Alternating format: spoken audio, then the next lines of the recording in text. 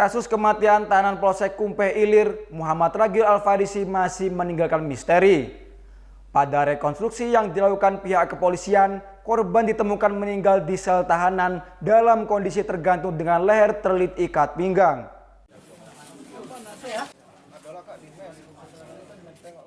Polres Muara Jambi bersama Kejari Muara Jambi gelar rekonstruksi pada Senin 7 Oktober 2024 atas kasus tewasnya tahanan Polsek Kumpeh Ilir Muhammad Ragil Al-Farisi 20 tahun, warga Kelurahan Tanjung, Kecamatan Kumpeh. Reka ulang kasus ini dilaksanakan di Mapolsek Sungai Gelam.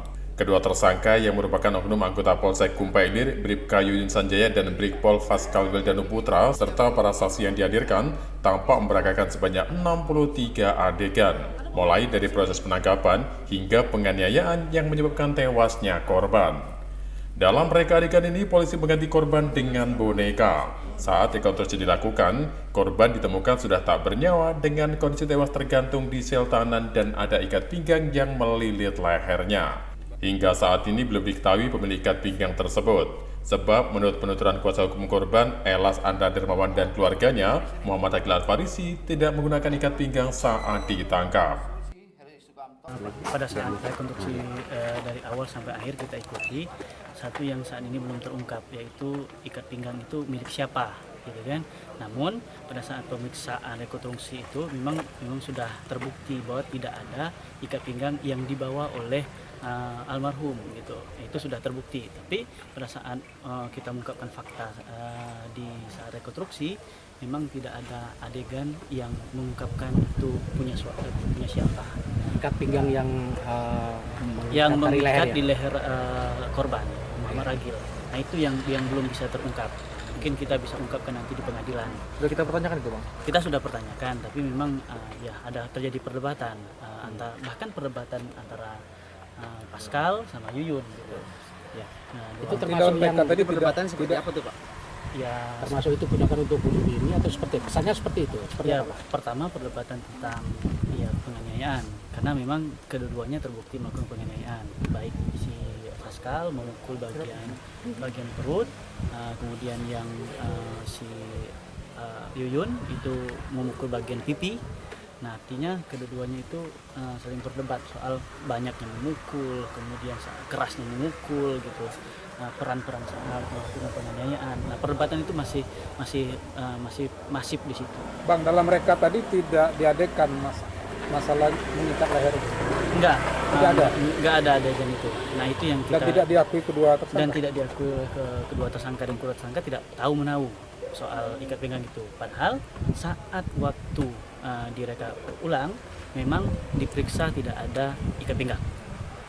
Jadi itu pembuktian bahwa ikat pinggang itu saat reka adegan ulang memang betul-betul tidak ada dibawa oleh almarhum, oleh korban. Pihak keluarga korban berharap penegak hukum bisa membuka secara jelas kasus ini demi keadilan. Melihat korban diperlakukan secara kejam sebelum meninggal dunia, mereka juga ingin kedua tersangka mendapat hukuman yang setimpal dengan perbuatannya. Kami berharap pengungkapan tentang kepemilikan ikat pinggang tersebut, bahwa kenyataannya bahwa kami mengetahui betul bahwa adik kami atau almarhum tidak pernah menggunakan ikat pinggang baik dalam keseharian maupun dalam bepergian. Harapannya, Kak? Harapan kami tetap kejelasan dari kasus ini, keterungkapan yang sebenarnya, kejelasan, dan kami berharap betul terang benderang untuk pengusutan kasus ini seterang-terangnya. Pertama, anak kami itu ditahan, dalam arti ditangkap itu setengah diculik.